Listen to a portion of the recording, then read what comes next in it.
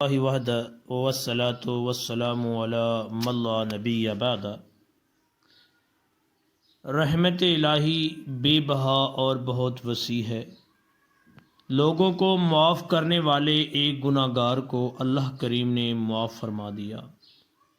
حضرت حذیفہ فرماتے ہیں کہ رحمت دو عالم صلی اللہ علیہ وآلہ وسلم نے ارشاد فرمایا، پہلے زمانہ کے ایک شخص کے پاس موت کا فرشتہ اس کی روح قبض کرنے آیا۔ میت سے پوچھا گیا، حل عملت من خیر، کیا تو نے زندگی بھر کوئی نیک عمل کیا تھا؟ اس نے کہا کہ مجھے تو اپنا کوئی نیک عمل نظر نہیں آتا۔ اسے کہا گیا سوچ لے۔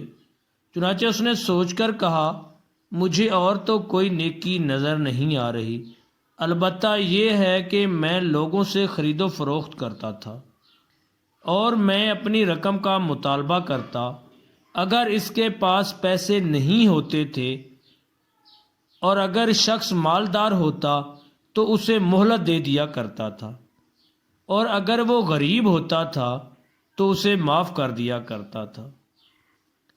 فَأَدْخَلَهُ اللَّهُ الْجَنَّةَ، اللہ نے فرمایا تو بندہ ہو کر معاف کرتا رہا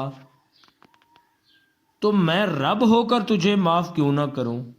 پھر اللہ نے اسے معافی دے کر جنت میں داخل کر دیا۔